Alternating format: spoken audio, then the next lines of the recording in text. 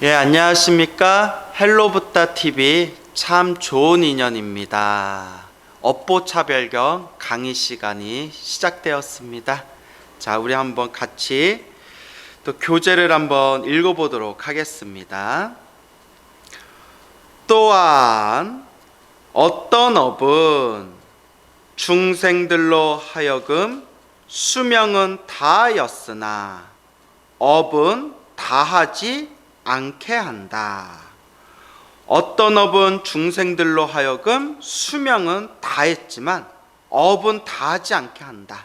그러니까 내가 수명이 다했다고 해서 업이 끝나는 게 아니라 수명이 다했어도, 그러니까 이번 생에 목숨을 다했어도 갚아야 할 빚과 갚아야 할 숙제, 아직 업보가 남아있는 상황을 이야기하는 것입니다. 구체적으로 어떤 내용이냐? 자, 또 한번 읽어볼게요. 즉, 만일 어떤 중생이 지옥에서 죽어 도로 지옥에 나고 축생, 아귀와 내지 사람, 하늘, 아슈라 따위에 있어서도 그와 같으면 이것이 이른바 수명은 다하였으나 업은 다하지 않았다는 것이니라.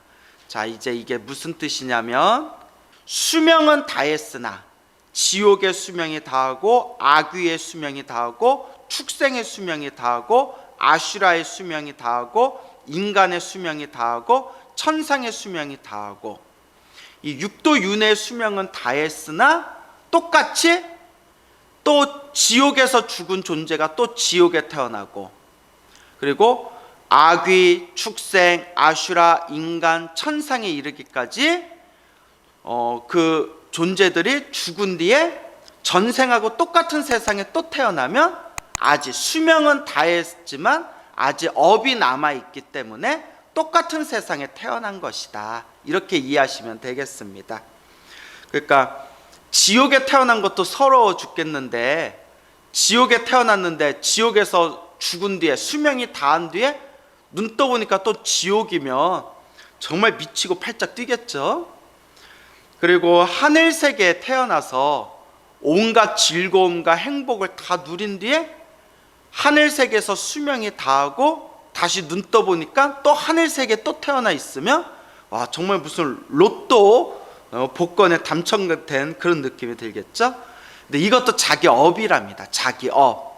너무나 업장과 업보가 두꺼우면 지옥에서 죽은 뒤에 또 지옥에 태어나고 또 지옥에 태어나고 수없는 생애 동안 지옥의 업을 받아야 되고, 그리고 또 지어놓은 복이 많은 그런 선업과 복을 많이 지은 존재는 하늘세계 태어난 뒤에 하늘세계에서 수명이 다해도 또 하늘세계 태어나고 또 하늘세계 태어나고 또 하늘세계 태어나고. 우리는 사람이지 않습니까? 만약에 우리가 지어놓은 복이 강하면 이제 사람으로 태어났다가 사람의 수명이 다한 뒤에 또 다시 사람으로 태어날 수 있는 그런 행운을 얻게 된다. 어쨌거나 이러한 상황을 이른바 수명은 다했으나 업은 다하지 않았다. 업은 계속 이어지고 있다. 그래서 전생에 태어난 세상에 이번 생에 다시 태어나게 된다. 이번 생에 태어난 세상에 목숨이 다한 뒤에 다음 세상에 또 똑같은 곳에 태어나게 된다. 이것이 수명은 다했으나 업은 다하지 않았구나. 자, 또 읽어보겠습니다. 또한 어떤 업은 중생들로 하여금 업은 다하였으나 수명은 다하지 않게 한다. 업은 다했으나 수명이 다하지 않았다. 즉, 만일 어떤 중생이 즐거움이 다하고 괴로움을 받으며 괴로움이 다하고 즐거움을 받으면 이것이 이른바 업은 다하였으나 수명은 다하지 않았다는 것이니라. 자, 이게 무슨 뜻이냐면 이렇게 생각하면 돼요. 이 책에 나온 그대로 이제 간단히 이제 설명을 붙이자면, 수명, 제가 인간으로 태어났잖아요. 인간의 수명으로 이번 생에 인간의 목숨을 다 마치기 전에 이번 생에 즐거움의 업보와 괴로움의 업보가 서로 뒤바뀌는 것이, 수명은 남아있으나 업이 다한 것이다. 그러니까 업이 바뀐 것이다. 예를 들어서 옛날 그런 사극 같은 데 보면, 그런 왕족이나 귀족으로 태어났는데 처음에 젊은 시절에는 왕족과 귀족으로 온갖 즐거움을 누리면서 살다가 갑자기 나라에 큰 병고가 생기거나 무슨 어떤 쿠데타나 역성혁명 같은 게 일어나거나 혹은 나라를 빼앗겼다거나, 그래서 왕족과 귀족으로 살았던 사람들이 말년에 갑자기 종이 된다든가 아니면 쫓기는 신세가 된다든가 이런 식으로 업이 즐거웠던 신분에서 괴로운 신분으로 바뀌게 되는 거예요. 또 비유를 들자면, 태어날 때 그런 전생에 지은 나쁜 업보에 의해서 아주 안 좋은 집안에 무슨 종으로 태어났거나 아주 그런 이제 신분이 낮은 집안에 태어나가지고, 옛날에는 계급사회였잖아요. 그러니까 옛날의 사례를 드는 거예요. 그런 계급사회에서 태어났을 때 종이라든가 하인이라든가 낮은 신분으로 태어나서 젊었을 때에는 고생하면서 살다가 무슨 나라에 큰 공을 세웠다거나 무슨 어떤 큰 행운을 만나가지고 신분이 상격을 해서 신분이 위로 격이 높아져서 말년에는 귀족이나 그런 양반으로서 아니면 큰 부자로서 행복을 누리게 된다. 즐거움을 누리게 된다. 이것이 이제 이번 생의 수명 안에서 그 업이 변화된 거예요. 그래서 괴롭게 살았던 업이 즐거움으로 바뀌게 되고, 즐겁게 살았던 업이 괴로움으로 완전히 그 인생이 바뀌는 거. 그러니까 조금 즐거웠다 괴로웠다 즐거웠다 괴로웠다 이게 아니라 내 인생의 처지가 완전히 뒤바뀌는 거. 그것을 수명은 남았으나, 수명은 다하지 않았으나 이제 업은 다하였다, 업은 바뀌게 되었다라는 내용이 되겠습니다. 그러니까 조금 더 비유를 들자면, 제가 19살에 출가를 했지 않습니까? 19살에 출가를 했는데 이렇게 이제 이해하면 되겠죠? 19살 때까지는 이제 머리를 기른 제가 신자로서의 이제 팔자를 살다가, 그러니까 이 인간으로 이번 생에 인간으로 태어나서 19살 때까지, 저의 예를 드리는 거예요. 19살 때까지는 머리를 기른 그런 평범한 그런 사람으로서 팔자의 삶을 살다가 19살이 이제 업이 이제 바뀌는 거예요. 무엇의 업으로 바뀌냐면, 산에 들어가서 머리 깎고 수행하는 그런 이제 스님의 업으로 바뀌어 버리는 거예요. 물론 이것도 다 내가 지은 업이죠. 내가 무언가 전생에 지었던 내 업의 인연에 따라서 19살 이후에 이제 머리를 깎고 승복을 입고 이제 부처님의 제자가 되는 일반 사회에서는 평범하지 않은 그런 종교인의 모습으로 이제 인생의 신분이 바뀌어 버리는 거예요. 그래서 이와 같이 이번 한 생의 인간으로 태어났지만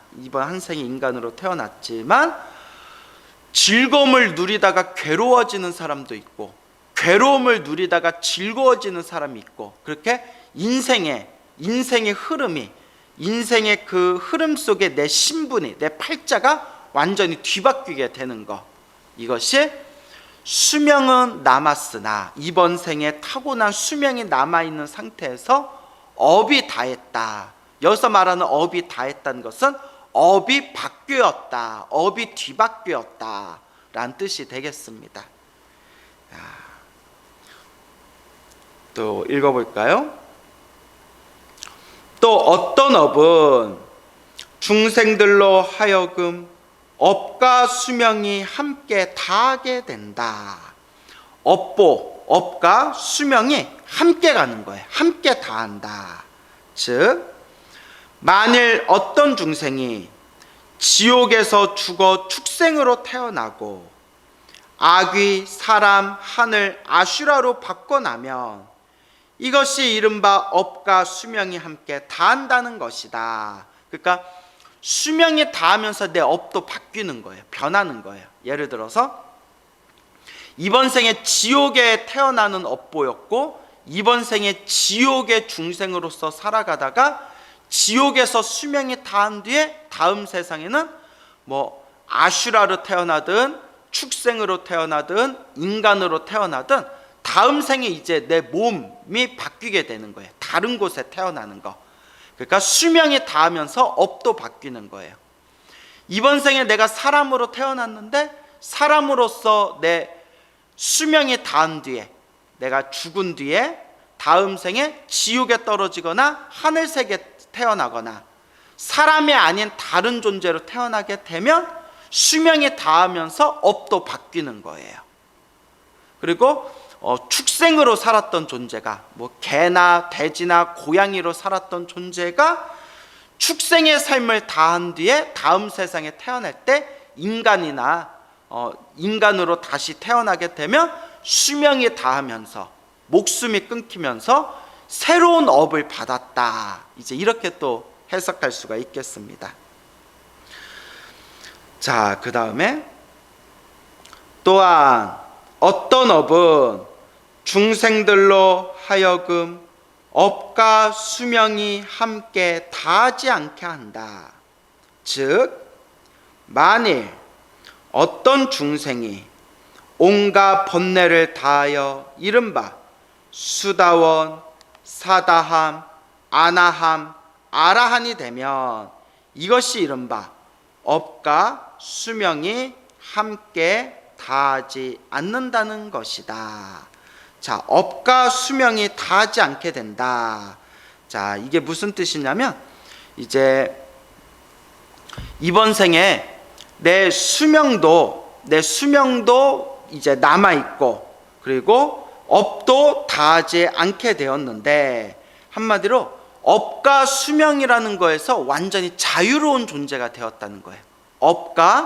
업보와 수명이라는 거에서 더 이상 구애받지 않는 자유로운 존재들, 그것이 바로 온갖 번뇌를 다하여 수다원, 사다함, 아나함, 아라함과 같은 깨달음을 얻게 되면 업보라든가 수명이라든가 이것이 다하지 않는다. 한마디로 더 이상 얽매이지 않게 된다.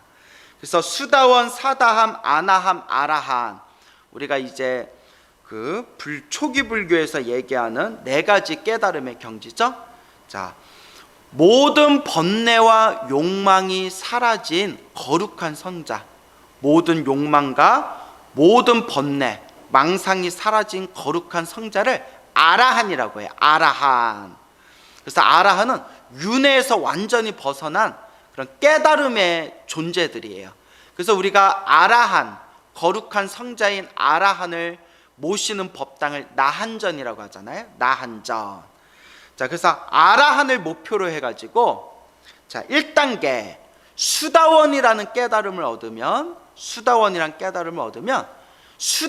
된 순간부터 7생 안에 태어나고 죽고 태어나고 죽는 7생 안에 반드시 아라한이 될 수 있는 그런 어떤 자격을 획득하게 된답니다.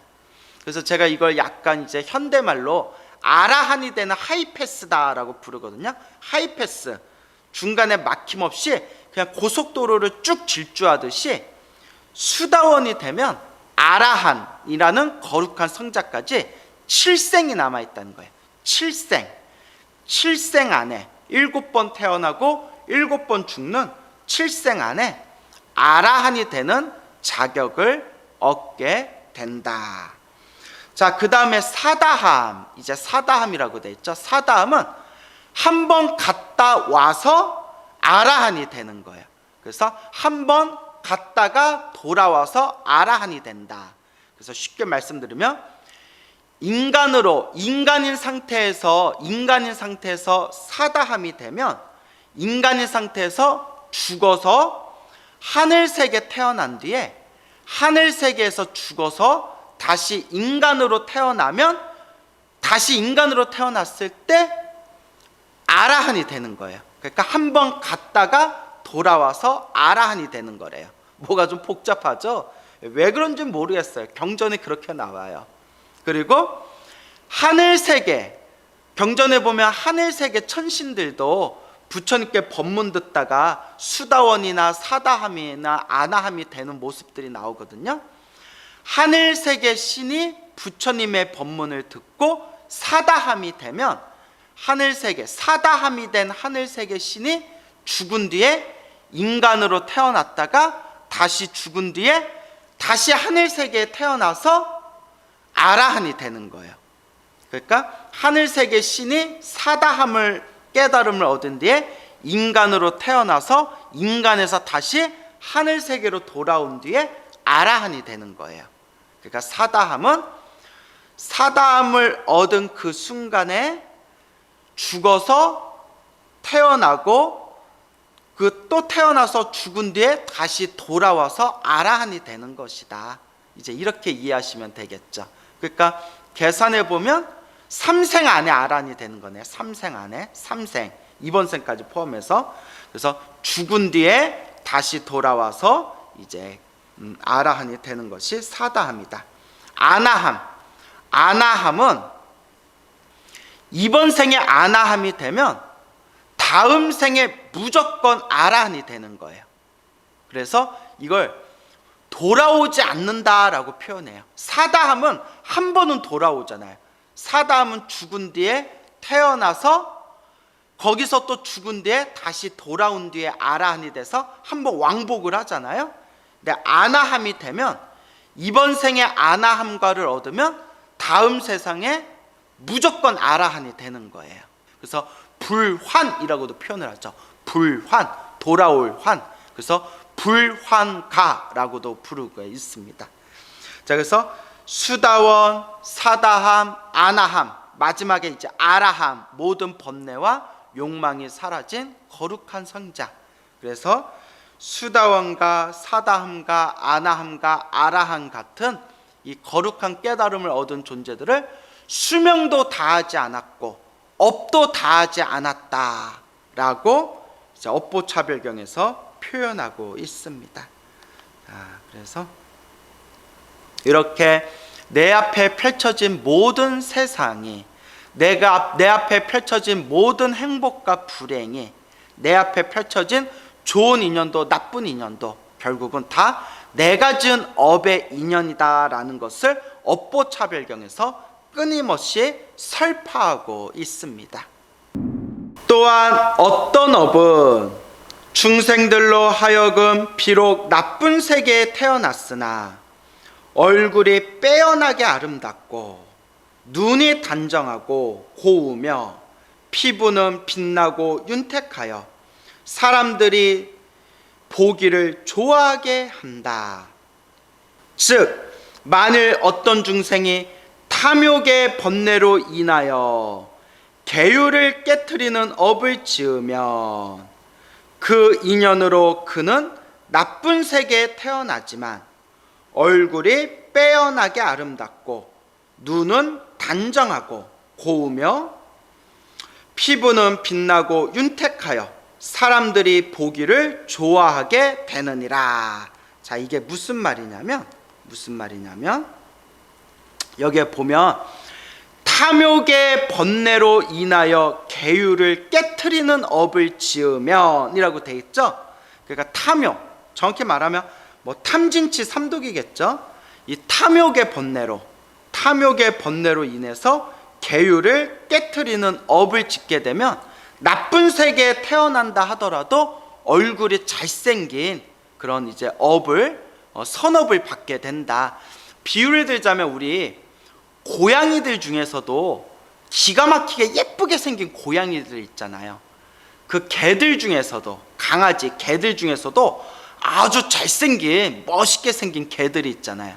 그 희한한 게 예쁘게 생긴 고양이나 잘생긴 개들 같은 경우에, 그러니까 짐승인데도 잘생긴 것들은 또 주인한테 사랑을 많이 받아요.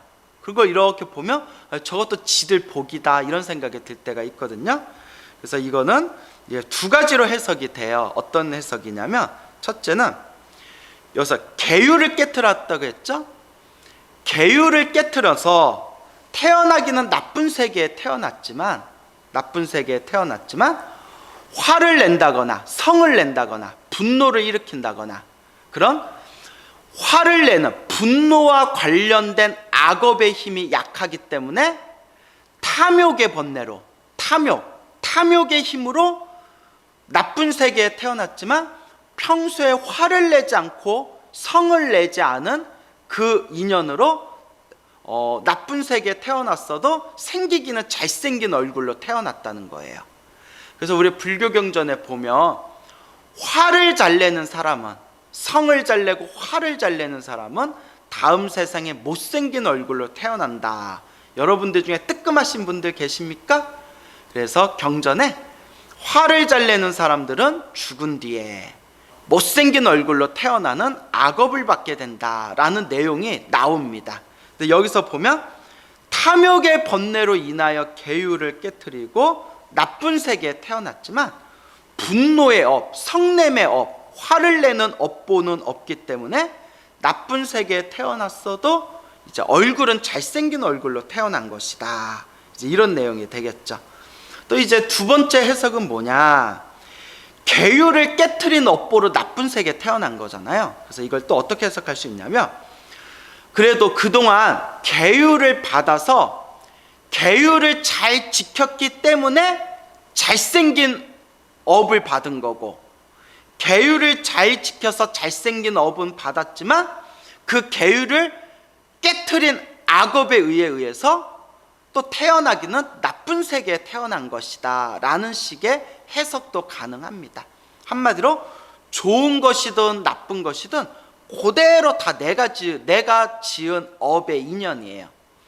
어떤 사람은 몸은 건강한데 얼굴이 못생긴 사람이 있고, 어떤 사람은 얼굴은 잘생겼는데 몸이 병약하고 허약한 사람이 있고, 또 어떤 사람은 돈은 많은데 얼굴이 못생기고 몸이 허약한 사람이 있고, 또 어떤 사람은 몸도 건강하고 얼굴도 잘생겼는데 항상 그 돈 때문에 항상 가난하고 괴로운 사람이 있고, 그러니까 각자가 받는 업보가 다 천차만별이에요. 말 그대로 업보차별, 각자가 지은 업보가 저마다 자기가 지은 업보의 인연대로 온갖 차별이 일어나게 된다.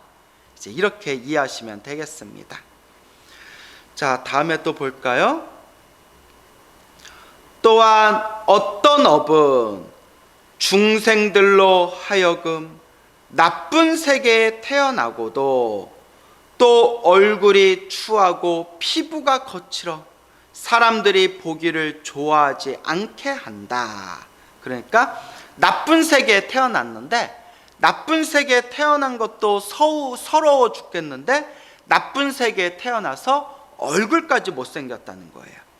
그래서 나쁜 세계에 태어났고 또한 얼굴이 추하고 피부가 거칠어 사람들이 보기를 좋아하지 않는다 라고 되어 있네요.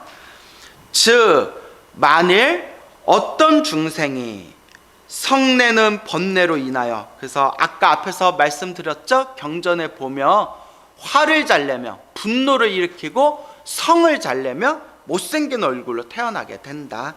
그래서 여기에 보면 만일 어떤 중생이 성내는 번뇌로 인하여 계율을 깨트리는 업을 지으며 그 인연으로 그는 나쁜 세계에 태어나고도 또한 얼굴이 추하고 피부가 거칠어서 사람들이 보기를 좋아하지 않게 된다.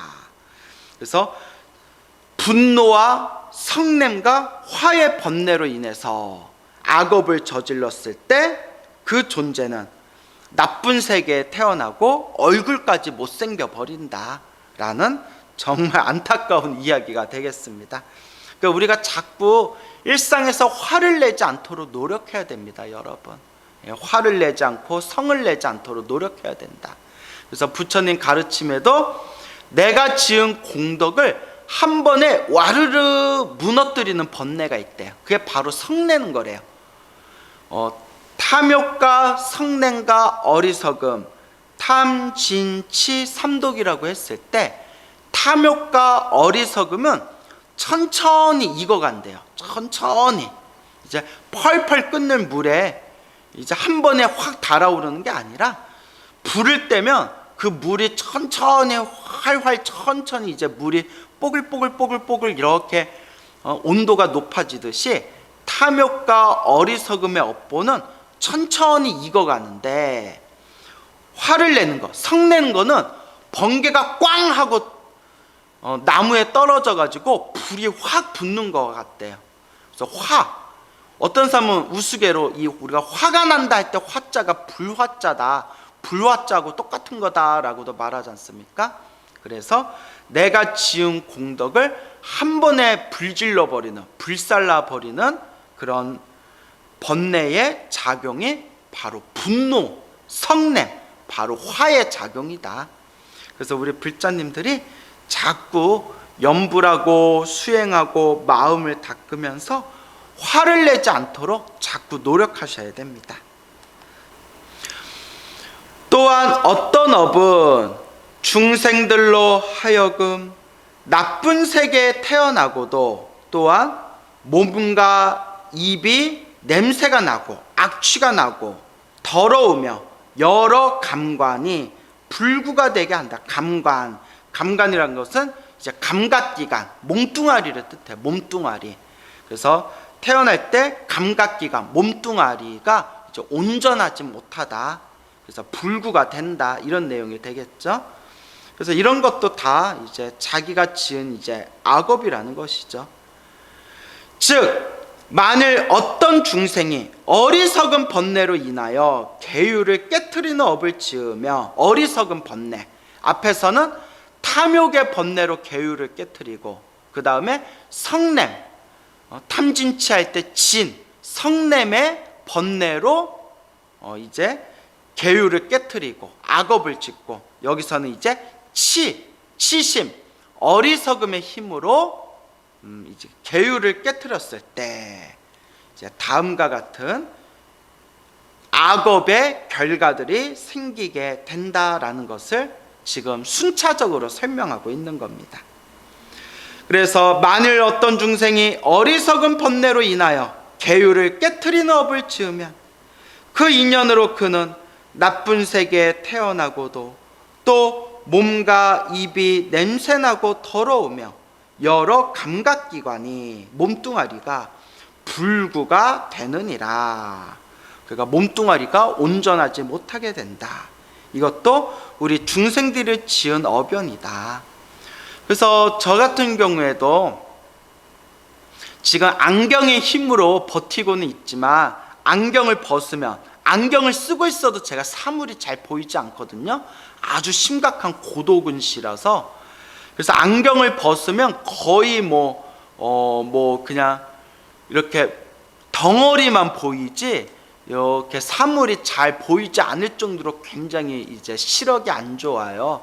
그래서 나는 왜 이렇게 시력이 안 좋으나, 왜 이렇게 눈이 안 좋으나, 이런 생각이 들 때마다 내가 과거 전생에 무언가 좋지 않은 악연을 지었나 보다.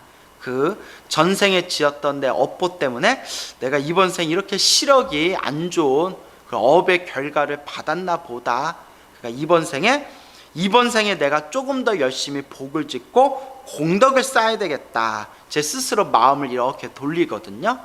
그게 맞는지 안 맞는지는 모르겠지만, 중요한 것은 좋은 일이 생기면 좋은 일이 생긴 대로 내가 더 열심히 복을 짓고, 더 열심히 선업을 짓고, 더 열심히 공덕을 쌓아야 되겠다라는 마음을 일으켜야 되고, 나쁜 일이 생기면 나쁜 일이 생기는 대로 내가 과거 전생에 지은 숙제와 빚이 있나 보다. 내가 이번 생에 더 열심히 복과 선업과 공덕을 쌓아야 되겠다라고 명심해야 할 것입니다. 또한 나쁜 바깥세계의 가품을 받게 하는 10가지 업이 있다. 나쁜 바깥세계의 가품, 그러니까 나쁜 바깥세계는 악도를 뜻합니다. 악도, 악한 세상, 악한 세계. 가품을 받는다, 업보를 뜻합니다. 업보, 그러니까 악도의 업보를 받게 하는 10가지 업이 있다. 그 나쁜 10가지 업이 무엇인지 한번 읽어보겠습니다.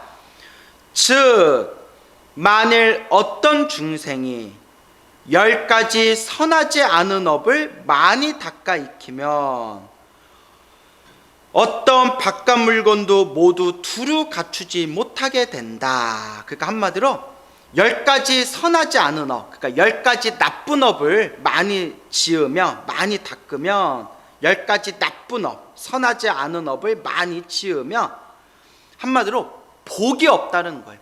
복이 없다.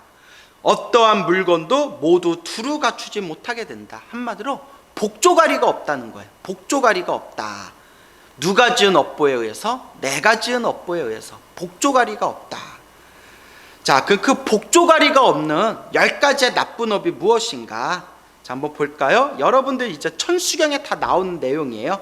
살생중재 금일참회, 투도중재 금일참회, 사음중재 금일참회 하죠?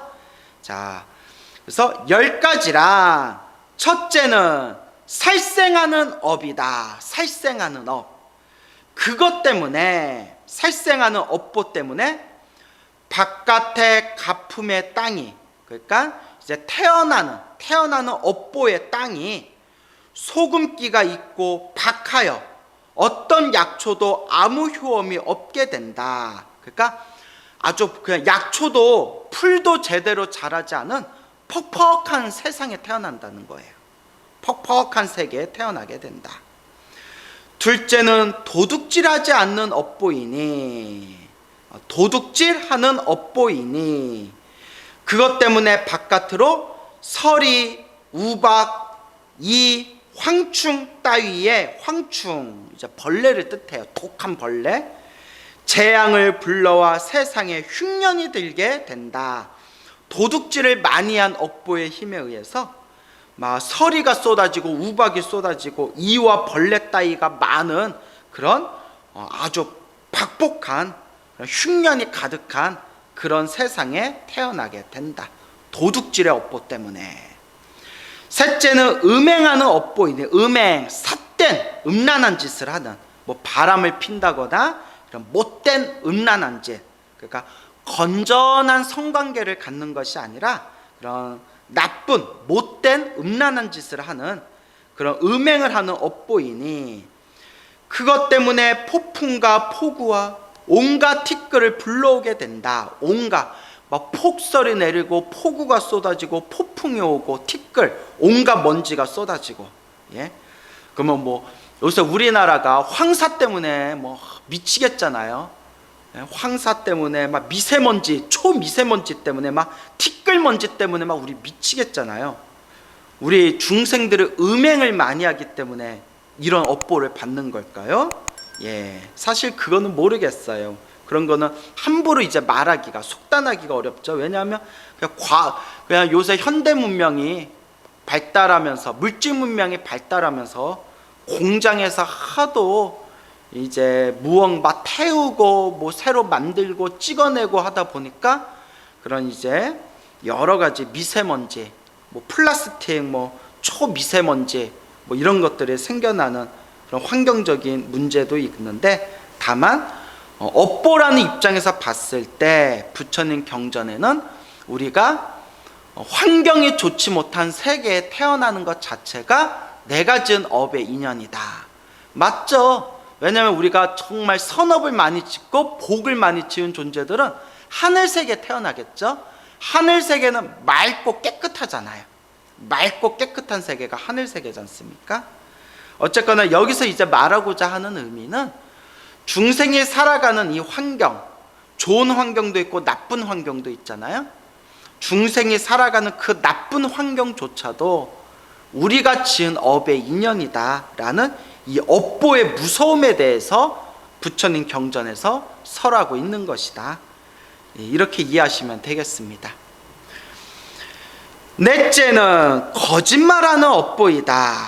그것 때문에, 거짓말하는 업보 때문에 생겨나는 온갖 바깥 물건이 모두 냄새나고 더럽게 된다. 냄새가 나고 더럽게 된다. 다섯째는 이간질하는 말의 업보이다. 이간질, 사람과 사람 사이에 이간질 시키는 말의 업보 때문에, 그것 때문에 바깥에 땅덩어리가 높거나 낮거나 고르지 않고 높은 벼랑과 험한 골짜기가 있으며 나무를 베고 난 그루터기가 뾰족하게 남는다. 이간질의 업보로 인해서 그와 같이 이제 척박한 곳에 태어나게 된다. 여섯째는 나쁜 말의 업보이니, 그 나쁜 말의 업보, 악한 말, 이제 욕설 같은 거예요. 악한 말, 사람의 가슴을 이제 못을 받는, 비수를 꽂는 욕설 같은 악한 말을 뜻하는 겁니다. 악한 그런 나쁜 말 때문에 바깥 가품을 불러일으켜, 바깥 가품, 그러니까 이제 내가 태어나는 세상의 업보를 불러일으켜 기와 쪽과 돌과 모래와 자갈 따위에 거칠고 나쁜 물건이 생겨 가까이 할 수 없게 된다. 그렇게 척박하고 박복한 환경의 세계에 태어나게 된다.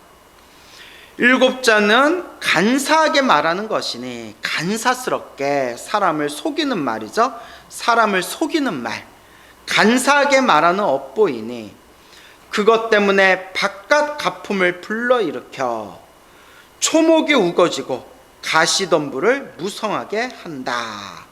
자, 여기서는 이제 말의 업보 네 가지가 되겠죠. 거짓말한 업보, 그 다음에 이간질한 업보, 그 다음에 악한 말을 한 업보, 그 다음에 간사하게 속이는 말의 업보.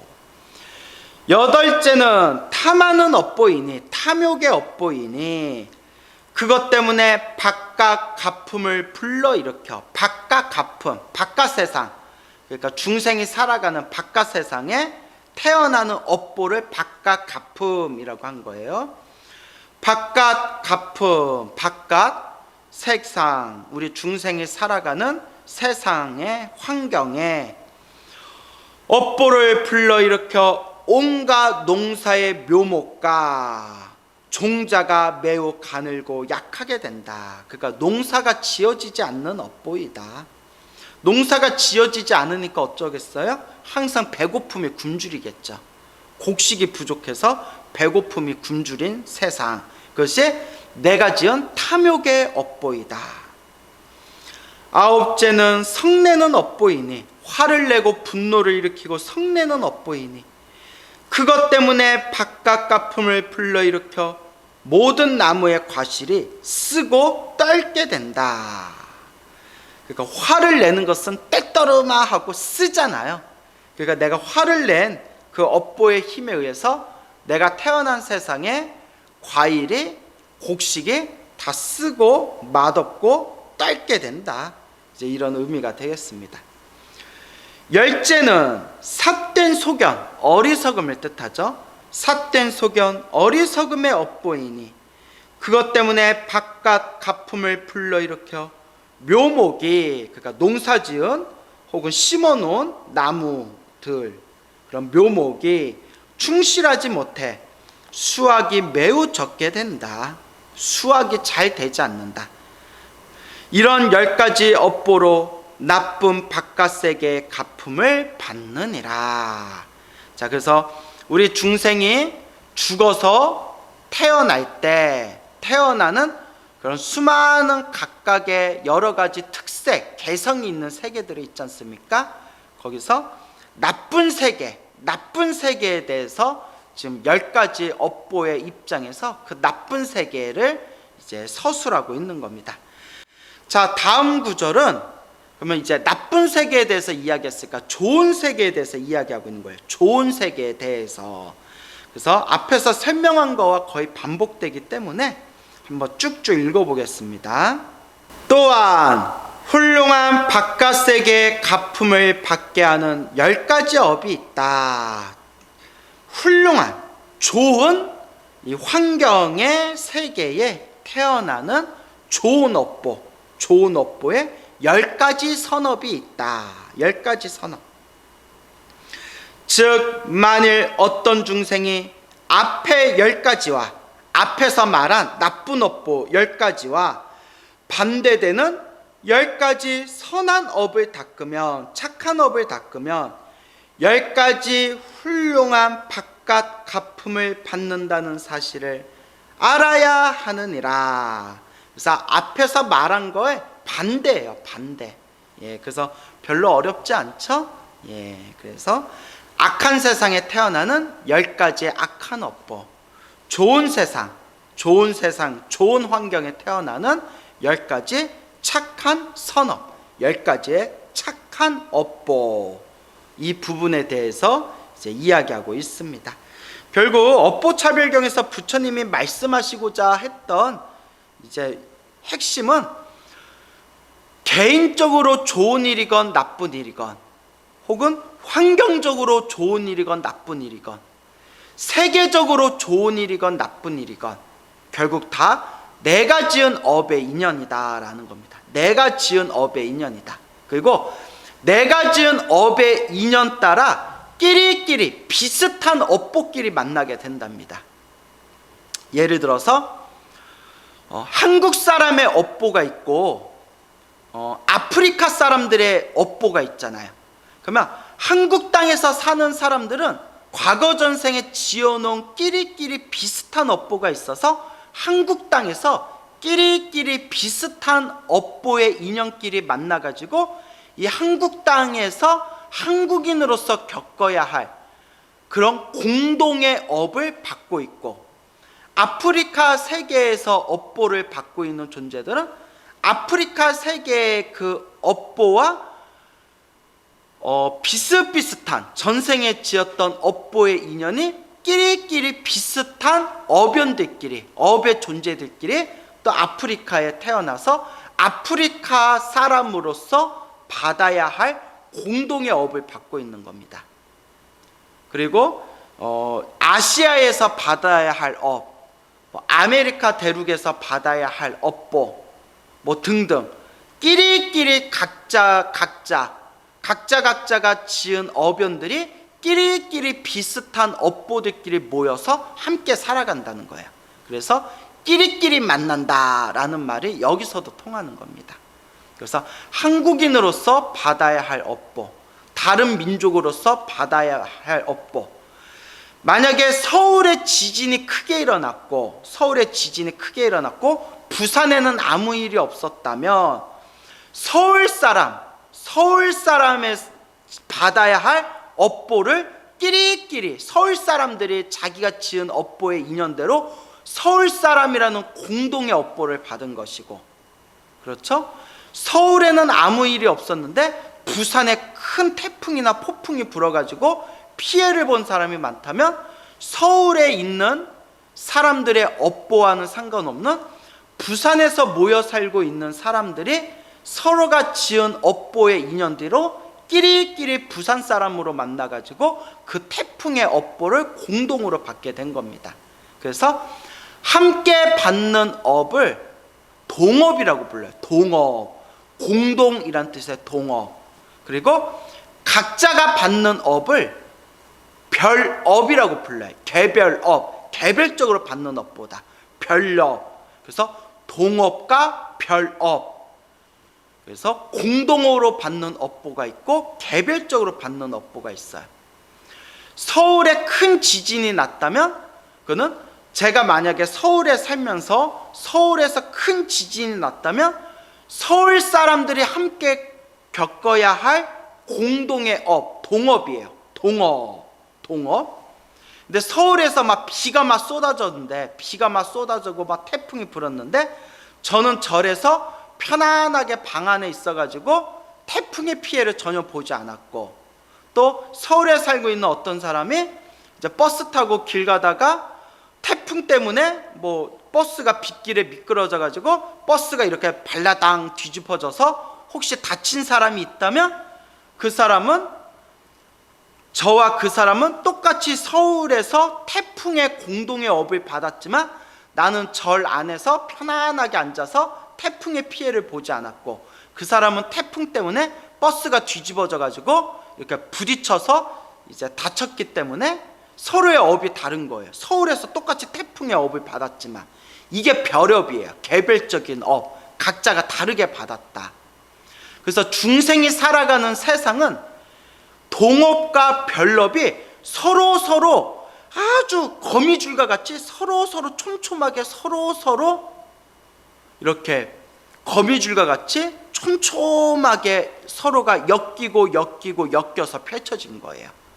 같이 받는 업도 있고 따로 받는 업도 있고, 따로 받는 업도 있고 같이 받는 업도 있고. 그래서 이게 참 복잡합니다.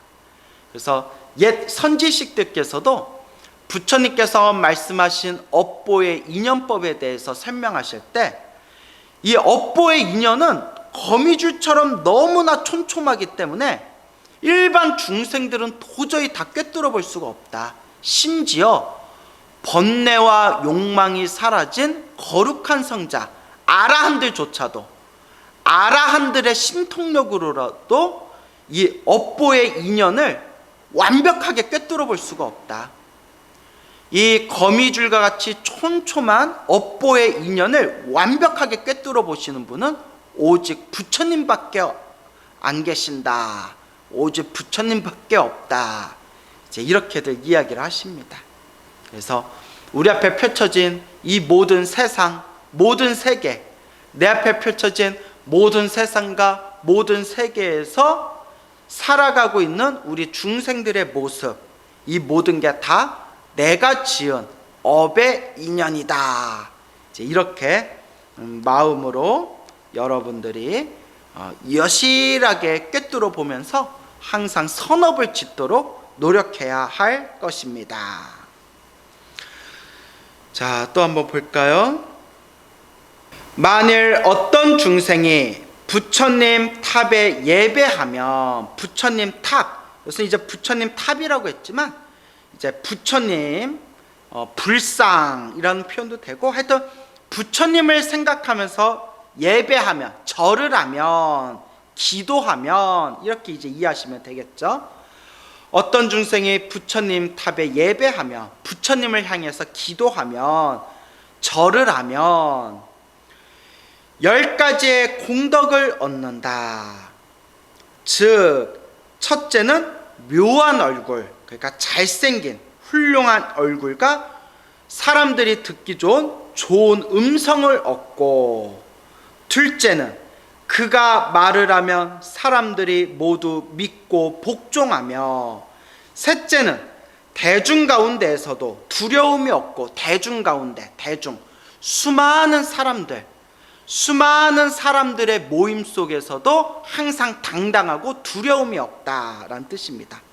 대중 가운데에서도, 수많은 사람들의 모임 가운데서도 항상 당당하여 두려움이 없고, 넷째는 하늘과 사람이 애호하며, 하늘의 신들과 사람들이 보호하며, 나를 사랑해주고 보호하며, 다섯째는 위세를 두루 갖추고, 이제 위력과 권세를 두루 갖추고, 권력과 명예를 두루 갖추고, 여섯째는 세력 있는 중생들이 모두 와서 따르며, 세력 있는 중생들이 모두 와서 따른다.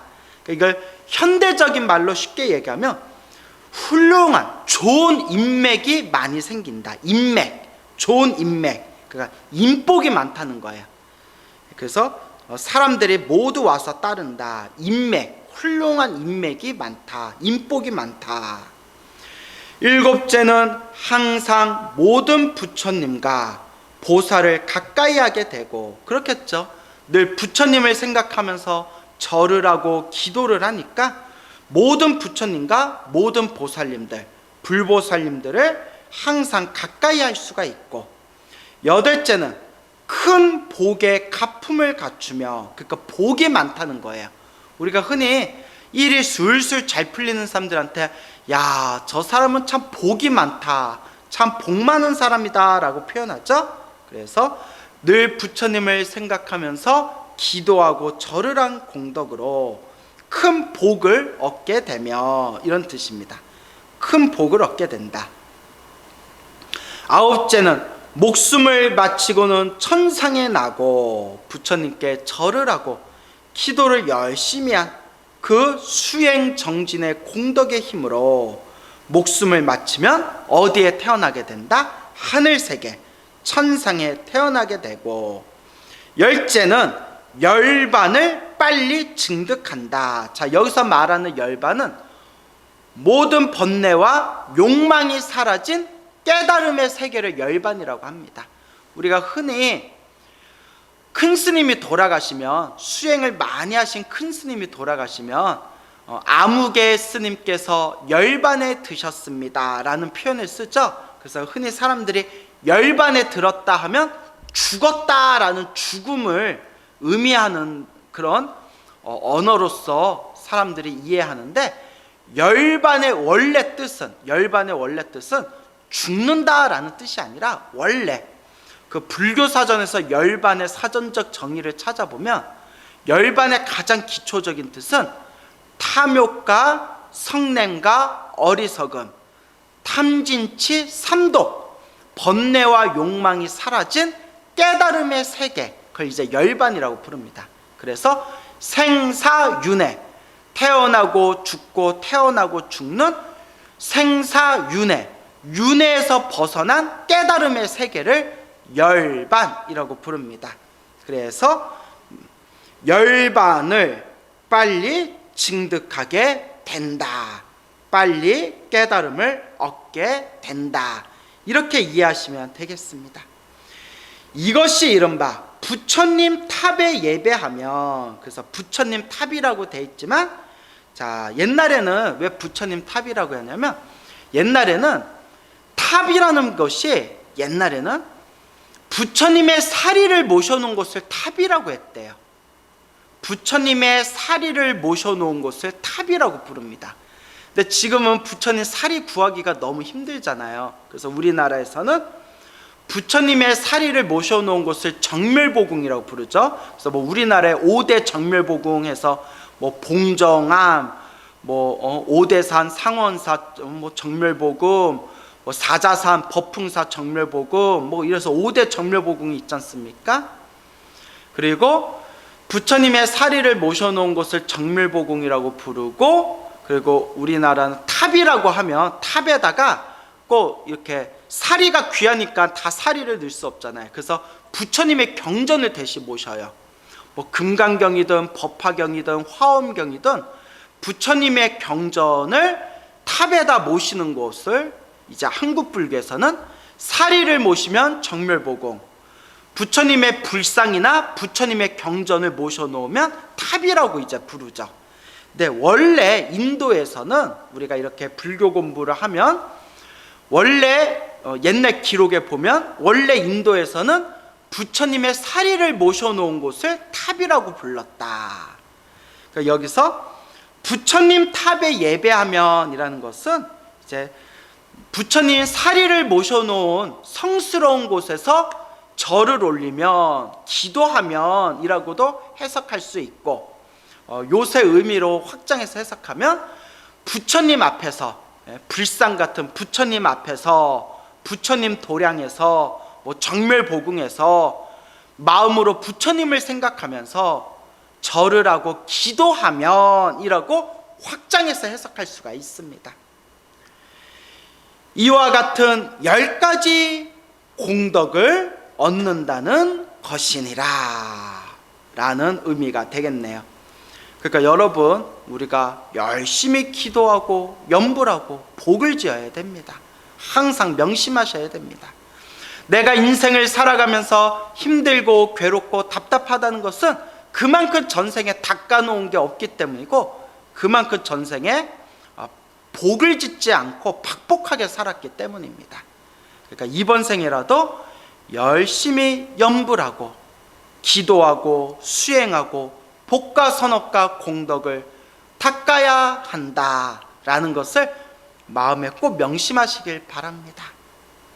만일 어떤 중생이 보배 일산을 받들어 보시하면, 보배 일산, 보배로 만든 일산인데, 일산이 뭐냐면 이제 지금 우리로 치면 양산 있죠. 양산, 햇볕을 막아주는 그 우산, 그래서 양산이라고 하지 않습니까? 자, 그 부처님 당시 인도 대륙은 이제 여름에 햇볕이 너무 따가워요. 햇볕이 너무 따갑기 때문에 햇볕 한가운데 이렇게 앉아 있거나 서 있거나 걸어 다니면 그 머리가, 얼굴이 지글지글 타버리거든요. 막 이렇게 화상 입을 수도 있고, 혹은 이렇게 검게 그을리고 땀, 더위에 허덕이게 되잖아요. 그래서 그늘을 만들어 드리는, 부처님과 스님들이, 수행자분들이 앉아 계시거나 서 계실 때 그늘을 만들어 드리는, 태양, 햇볕을 막고 햇볕을 막아주고 그늘을 만들어 드리는 그런 도구를 일산이라고 부릅니다. 그래서 여기서 말하는 일산의 의미는 이제 수행자를 편안하게 해드리면, 이런 식으로 확장 해석이 되겠죠. 자, 이제 어려운 내용이 없어서 쭉쭉 읽어볼게요. 자, 만일 어떤 중생이 보배 일산을 받들어 보시하면 10가지 공덕을 얻는다. 첫째는 세상에 살되 일산처럼 중생들을 덮어 보호하고, 둘째는 몸과 마음이 안온하여, 평온하여 라는 뜻입니다. 편안하고 평온하여 아무 애태움이 없으며 아무런 답답함이 없으며, 셋째는 모두가 존경하여 감히 업신여기는 자가 없고, 넷째는 큰 위세가 있으며 위력과 권세가 있으며 권력과 명예가 있으며, 다섯째는 항상 부처님과 보살같이 큰 위덕이 있는 이를 가까이하여 그 권속이 되고, 그러니까 항상 불보살님을 가까이 할 수 있다, 이런 뜻이 되겠죠. 불보살님과 같은 훌륭하신 분들을 가까이 할 수 있다. 여섯째는 늘 전륜성왕이 되며, 전륜성왕은 한마디로 세상을 평화롭게 다스리는 훌륭한 황제를 전륜성왕이라고 합니다. 경전에 나오죠. 세상을 평화롭게 다스리는 훌륭한 황제, 그래서 이제 전륜성왕이 되며, 일곱째는 항상 우두머리가 되어 착한 업을 닦아 익히고, 항상 우두머리가 된다는 것은 항상 높은 지위에 오르는 리더가 된다는 겁니다. 항상 높은 지위에 이르는 리더가 되어서 또 착한 업, 선업을 닦아 익히게 되고, 여덟째는 큰 복의 가품을 갖추며, 아홉째는 목숨을 마치고는 하늘세계 천상에 나고, 열째는 열반, 앞에서 다 설명드렸죠? 번뇌와 욕망이 사라진 깨달음의 세계, 열반을 빨리 증득하게 된다. 이것이 이른바 보배일산을 받들어 보시하면 10가지 공덕을 얻는다는 것이다 라는 내용이 되겠습니다. 자, 계속해서 읽어보겠습니다. 자, 지금 제가 읽고 있는 부분은 보시공덕에 대해서 이야기하고 있는 겁니다. 보시공덕. 그래서 항상 복과 선업과 공덕을 짓는데 첫걸음이 보시죠. 보시, 베푸는 거, 나누어 주는 거. 보시의 다른 말이 공양이에요. 공양 올리다. 부처님과 수행자분들과 중생들에게 필요로 하는 좋은 것을 공양 올린다. 널리 아끼지 않고 널리 베푼다. 그게 바로 보시입니다. 자, 또 한번 읽어보겠습니다. 만일 어떤 중생이 비단이나 번기를 보시하면 10가지 공덕을 얻는다. 비단은 아주 아름답고 고운 천을 비단이라 부르죠. 번기는 깃발이에요. 깃발, 펄럭펄럭거리는 큰 깃발을 번기라고 해요. 그래서 옛 기록에 보면 인도 당시에서부터 부처님의 법을 배우는 스님들이 공부하는 도량에는 큰 깃발을 항상 세워놨대요. 왜냐하면 큰 깃발에다가 부처님의 가르침, 경전의 말씀이나 부처님의 신묘한 에너지가 담겨져 있는 주문을 깃발에다가 이렇게 이제 새겨 넣는데요. 그래서 하늘 위에다가 그 깃발을 올려놓으면 바람에 펄럭펄럭거릴 때마다 그 깃발에다가 적어놓은 부처님의 말씀과 부처님의 주문, 진언이 펄럭이는 바람의 기운을 따라서 세상에 널리 퍼지기를, 부처님의 가르침과 부처님의 그 신묘한 에너지가 세상에 널리 중생들에게 퍼지기를 발언하면서 그렇게 깃발을 이렇게 사찰 곳곳에다가 세워놨대요. 그래서 지금도 저 티베트 사원에 가면, 티베트 불교 아시죠? 티베트 사원에 가보면 사원마다 그런 깃발, 큰 깃발이나 작은 깃발 같은 걸 막 이렇게 주렁주렁 달아놓은 것을 지금도 찾아볼 수가 있습니다. 그래서 어떤 중생이 비단이나 번기를 보시하면, 깃발을 보시하면 이라는 뜻은 부처님의 도량, 이 스님들이 살고 있는 부처님의 도량을 이렇게 장엄하면, 아름답게 장식하면 이란 뜻으로 이해하시면 되겠습니다. 어떤 중생이 비단이나 번기, 깃발 같은 것을 보시해서 부처님의 도량을 아름답게 장식하면 10가지 공덕을 얻는다.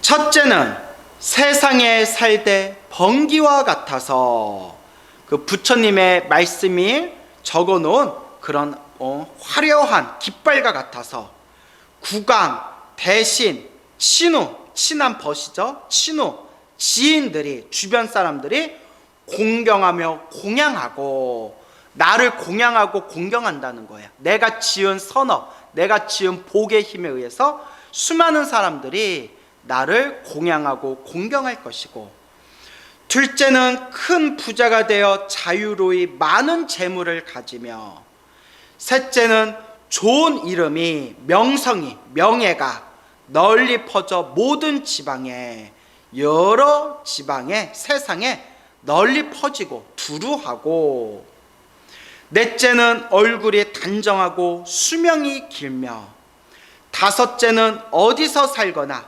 보시하는 행위 견고하고, 그러니까 어디서 살거나 어디에 있든 이렇게 보시하면서 복짓는 것이 견고하다, 아주 튼튼하게, 탄탄하게 이제 습관이 된다는 거예요. 그러니까 쉽게 말하면 항상 보시하면서 복짓기를 좋아하며, 이렇게 이해하시면 되겠네요. 항상 보시하면서 복짓기를 좋아하며, 여섯째는 큰 명예, 명성이 있으며, 큰 명예가 있으며, 일곱째는 큰 위덕이 있고, 큰 권력, 큰 위덕, 권력이 있고, 여덟째는 높은 종족으로 태어나며, 옛날 부처님 당시에는 계급사회였잖아요. 계급사회. 그러니까 높은 종족으로 태어나며 라는 것은 훌륭한 계급, 아주 좋은 가문에 태어나며, 이렇게 이해하시면 되겠죠. 높은 가문, 좋은 훌륭한 가문에 태어나며, 아홉째는 몸이 무너지고, 그러니까 몸이 무너지고 목숨이 끝난 뒤에, 몸이 무너지고 목숨이 끝난 뒤에, 그러니까 쉽게 말하면 죽은 뒤에, 수명이 다하여 죽은 뒤에 하늘세계, 천상에 태어나고, 열째는 열반, 모든 번뇌와 욕망이 사라진 열반을 빨리 증득, 얻게 된다. 이것이 이른바 비단이나 번기를 보시하면 10가지 공덕을 얻는다는 것이니라 라는 보시공덕에 대해서 설하고 있는 내용들이겠습니다.